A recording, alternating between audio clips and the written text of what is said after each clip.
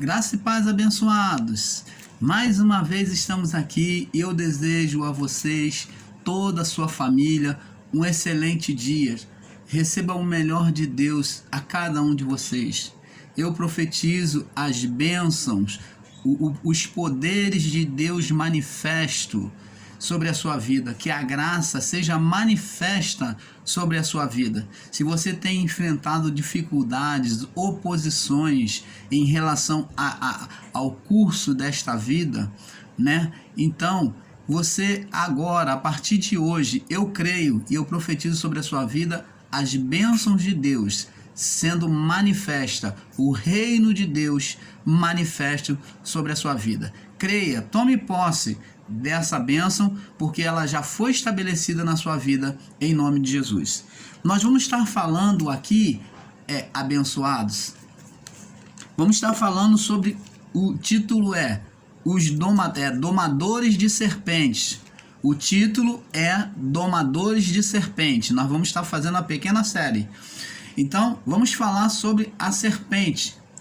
Então, essa sendo a parte 1, nós vamos estar aqui falando. Vamos dar início dizendo o seguinte: nós, como homens naturais nesta vida, durante todo o tempo, nós que principalmente já vimos diante dos nossos olhos, e principalmente pela televisão, nos filmes televisivos, nós já vimos homens domadores de serpentes.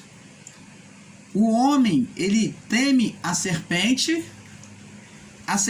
desde o início da criação foi colocado como a origem do mal, como a representante do mal, da personificação do mal. Então, o homem ele tem motivo para ter medo da serpente, primeiro pela sua peçonha, pelo perigo que essa serpente ela lhe causa, e também pela expressão espiritual a qual foi colocada a serpente. E nós sabemos que essa serpente nada mais é do que a natureza carnal do homem manifesta. Então nós já vimos nos filmes e no dia a dia os homens dominadores de serpente, como em muitos países, você vê lá na África, você vê lá na Índia, né? Homens e outros países, homens onde o homem ele hipnotiza a serpente. E em alguns casos faz-se até a dança, né, com a serpente enrolada sobre o seu corpo. Nós temos um exemplo, né, já no mundo antigo lá do Egito, aonde a Salomé dançava com a serpente. A Salomé, aquela que pediu a cabeça de João Batista, né? Ela dançava com a serpente. Ela fazia suas danças e dançava com a serpente. Era como encantadores de serpente. Mas, irmão Paulo, o que tem a ver isso conosco hoje?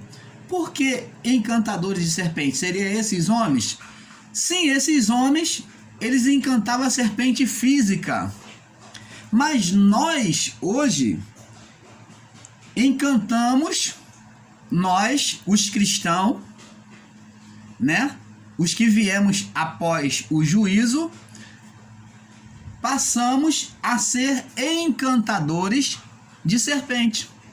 Também igual ao que esses homens fazem, de forma física. Então, o que existe no físico, no mundo físico, aonde os encantadores, os dominadores de serpente, eles dançam, eles dominam a serpente, hipnotizam a serpente, existe também no mundo espiritual.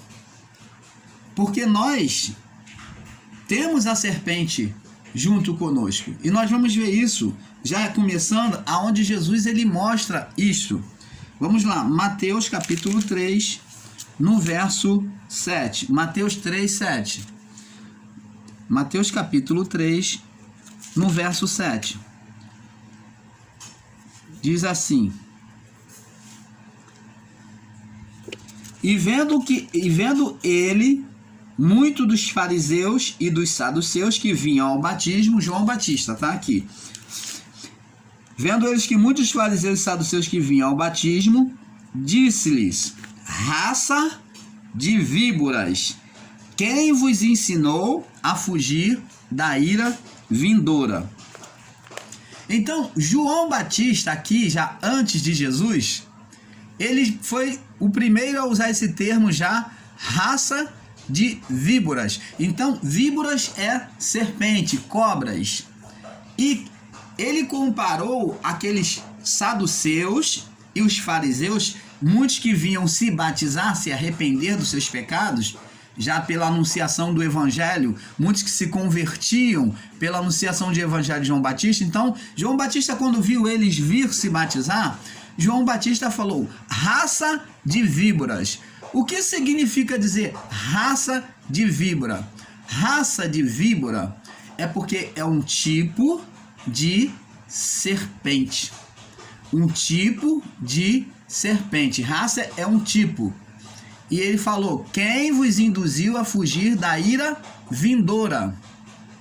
Produzir, pois, frutos dignos de arrependimentos. Então, se João Batista, amados e abençoados, se João Batista falou raça de víboras, significa dizer que existia outros tipos de serpente.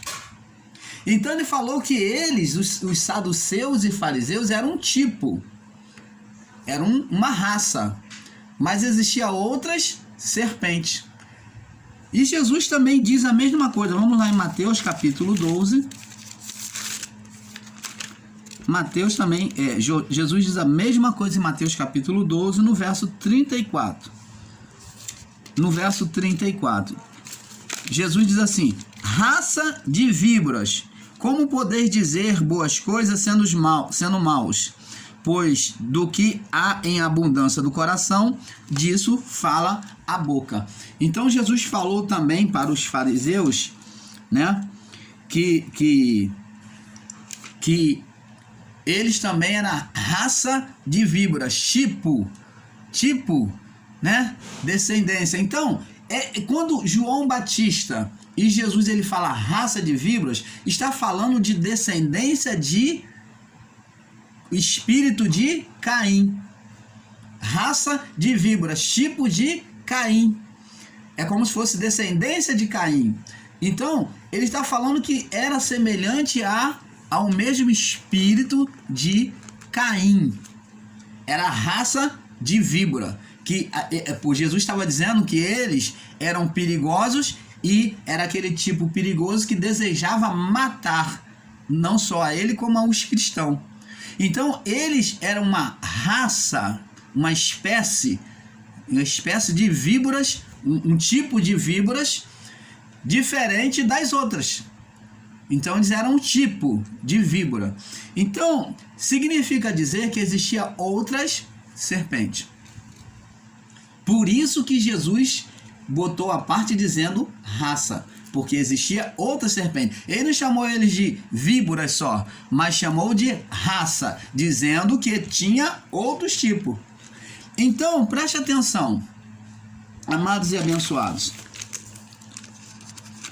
Na verdade, todos nós trazemos a víbora, né, a serpente em nós. Todos nós. O que temos que fazer é dominar a serpente. Vamos ver essa serpente, né, que é a carne, a imaginação da carne em nós e que deve ser dominada. Nós vamos ver agora no livro de Gênesis, capítulo 3, no verso 15. Gênesis 3, 15.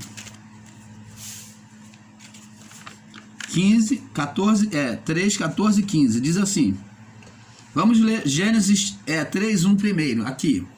Ora, a serpente era a mais astuta de todos os animais do campo que o Senhor Deus tinha feito. E disse à mulher: é assim que Deus disse, não comereis de toda a árvore do jardim?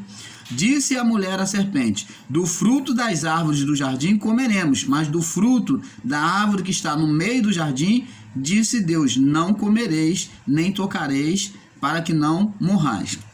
Vamos agora no verso 14.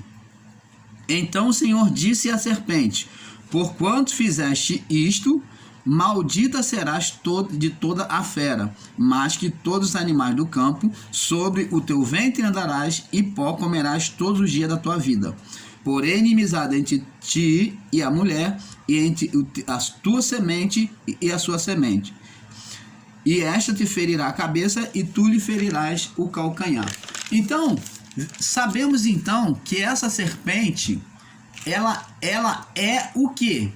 A imaginação do homem. Quando Eva, na sua imaginação, no desejo do seu coração, ela desejou comer do fruto, possuir o fruto, comer do fruto e ser igual a Deus. E ser igual a Deus. E ela deu ao seu marido. Então, essa imaginação, ela representa a serpente descrita por Moisés. Vamos ver agora lá no livro de Gênesis, para nós termos entendimento de que é a imaginação criada e nunca foi um ser. Deus nunca falou com um animal. Nós vamos ver aqui em Gênesis 6, no verso 5. Olha o que Deus diz sobre a corrupção, né? Antes do dilúvio, que ele vem destruir. Antes dele destruir, ele diz assim: viu o Senhor a maldade do homem. Aqui não está um ser de chifre, de cauda, um anjo que caiu do céu. Não.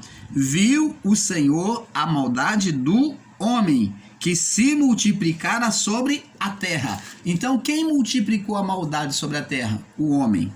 E diz aqui: e que toda a imaginação, a mente do homem, o coração do homem, a projeção da imaginação do desejo de pecar do homem, a imaginação dos pensamentos do seu coração. Você vê que o pensamento, a mente, está ligado ao coração aqui. Então, viu o Senhor a maldade do homem que se multiplicara sobre a terra, e toda a imaginação dos pensamentos do seu coração era má continuamente. Então vemos aí a serpente repetindo o seu estado original, o pecado adâmico. Vemos a imaginação do homem sendo manifesta de novo no período de Noé. No período de Noé estava lá a manifestação da mente em desobedecer a Deus, em ser mal, praticar a malignidade na carne, por meio do corpo. Então, é sobre isso que o apóstolo Paulo, ele disse sobre essa batalha lá no livro em Gálatas capítulo 5, vamos lá, Gálatas capítulo 5, no verso 17. É sobre isso que o apóstolo Paulo falou. Vamos lá, Gálatas 5, 17. Diz assim, vamos ler do 16 em diante, para ter melhor entendimento. Diz assim: digo, porém, andai em espírito e não cumprireis a vontade da carne. A concupiscência é vontade. Porque a carne cobiça, luta contra o espírito. O espírito, que espírito? Com letra maiúscula. Vontade de Deus, Espírito de Deus. E o espírito e a vontade de Deus, o Espírito Santo, luta contra a carne. Esses se opõem ou são inimigos um ao outro, para que não façais as coisas que quereis. Então, preste atenção. Essa carne, quando se fala de carne, preste atenção, não está falando do material em si, mas agora o termo carne é usado ao alma, a vida do corpo. Todas as vezes que a palavra de Deus fala em relação à carne, luta contra a carne, que Deus condena a carne, ele não está falando diretamente do corpo, porque está falando da vida do corpo, da vida da carne. Você está entendendo, amado? Então não é o corpo em si, porque um corpo sem um espírito, ou como no passado era usado o termo alma, um corpo sem uma alma, que era no passado, e hoje é espírito. Então, um corpo naquela época sem a alma era um corpo morto. E um corpo morto não faz mal a ninguém. E hoje, da mesma forma, um corpo sem o espírito agora, porque a alma já não reside mais no homem, então agora o termo é espírito. Por que essa diferença, irmão Paulo? Sim, vamos explicar. Alma foi denominado, o termo alma foi denominado ao corpo sem o espírito. A vida do corpo sem o espírito de Deus, a vida do corpo físico, sem o espírito de Deus, foi denominado alma. Por isso que não temos que usar a palavra alma em graça. O ensino sobre a alma, sustentando de que a alma, de que os pensamentos da alma vão para o céu junto com a pessoa, os pensamentos bons da alma vão para o céu, não existe. A alma, nós só ensinamos sobre a alma para mostrar essa diferença. A alma é a manifestação da vida do corpo sem o Espírito de Deus. Quando o corpo, o homem, Adão, desobedeceu a Deus, então ele passou a ser alma vivente.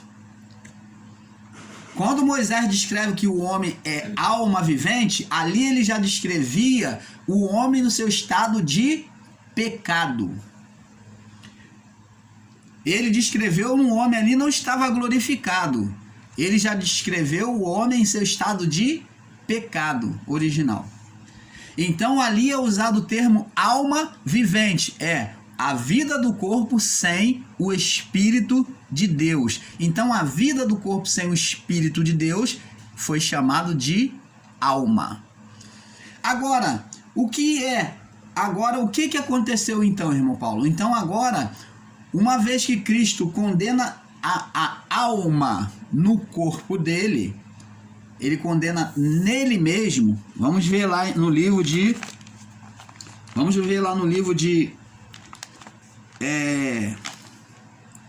Romanos capítulo 7, no verso 14 ao 20. Romanos 7, 14 Romanos 7, 14 ao 20, diz assim: porque bem sabemos, diz aqui Paulo, porque bem sabemos que a lei é espiritual e eu sou carnal, vendido sob o pecado, porque o que faço não aprovo, pois o que não quero, isso não faço, mas o que aborreço, isso faço. E se faço o que não quero, consinto com a lei que é boa. De maneira que agora já não sou eu que faço isso, mas o pecado que habita em mim.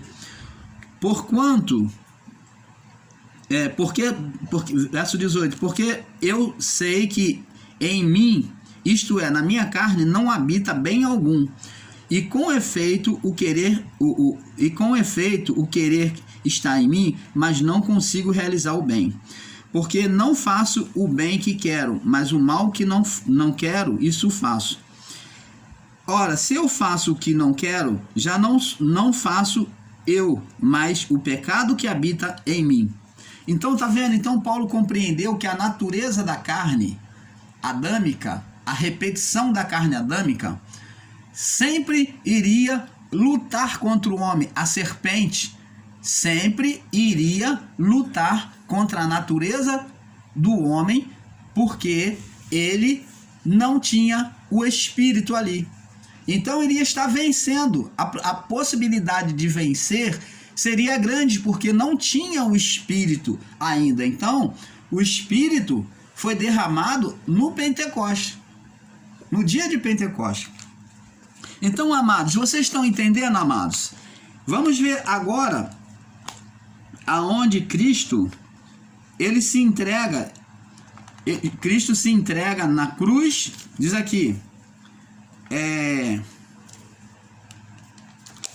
então sabemos que agora Cristo se entrega na cruz. Vamos lá, Romanos 8, no verso 1 ao 17.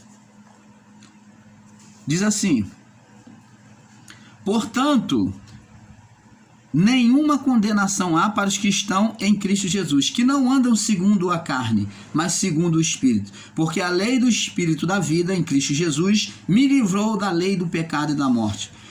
Porquanto, o que era impossível à lei, visto que estava enferma pela carne, Deus, enviando o seu Filho, em semelhança da carne, do pecado, pelo pecado, condenou o pecado da carne, para que a justiça de Deus se cumprisse em nós, que não andamos segundo a carne, mas segundo o Espírito. Porque os que são segundo a carne inclinam-se para as coisas da carne, mas os que são segundo o Espírito, para as coisas do Espírito. Porque a inclinação da carne é inimizade contra Deus. Porque a inclinação da carne é morte, mas a inclinação do Espírito é vida e paz. Porque a inclinação da carne é inimizade contra Deus, pois não é sujeita à lei de Deus e nem o pode ser. Portanto, os que estão na carne não podem agradar a Deus. Vós, porém, não estáis na carne, mas no Espírito, se é que o Espírito de Deus habita em vós. Mas se alguém não tem o Espírito de Cristo, esse tal não é dele. E se Cristo está em vós, o corpo, na verdade, está morto por causa do pecado, mas o Espírito vive por causa da justiça. Se o Espírito daquele que dentre os mortos ressuscitou a Jesus habita em vós, aquele que dentre os mortos ressuscitou a Cristo também vivificará os vossos corpos mortais, pelo seu Espírito que em vós habita. De maneira que, irmãos, somos devedores, não a carne para vivermos segundo a carne. Porque se viver segundo a carne, morrereis, mas se pelo Espírito mortificardes as obras da carne, vivereis. Porque todos os que são guiados pelo Espírito de Deus, esses são filhos de Deus. Porque não recebeste espírito de escravidão para outra vez estardes em temor, mas recebeste o espírito de adoção de filhos, pelo qual clamamos, Abba, Pai. O próprio Espírito testifica com o nosso espírito que somos filhos de Deus. Se somos filhos, somos logo herdeiros, também verdadeiramente herdeiros de Deus e co-herdeiros de Cristo. Se é certo que com ele padecemos, para que também com ele sejamos glorificados. Então, amados e abençoados, vocês estão vendo? Vocês estão vendo? O que aconteceu? O que aconteceu é justamente esse ponto.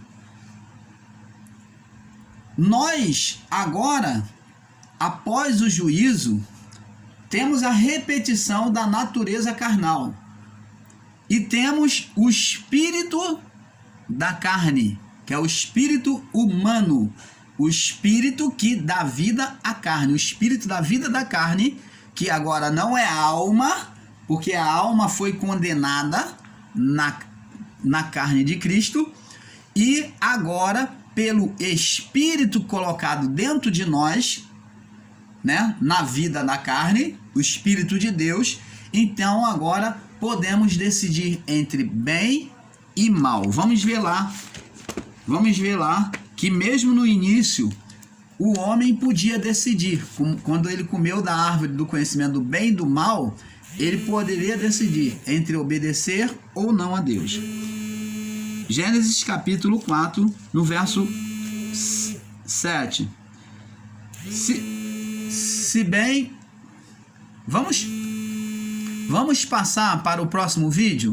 Então, no próximo vídeo nós vamos estar falando com vocês, tá bom? Vamos estar prosseguindo um pouco aqui, um pouco ali, para não alongar, tá? Esse vídeo. Fique na paz.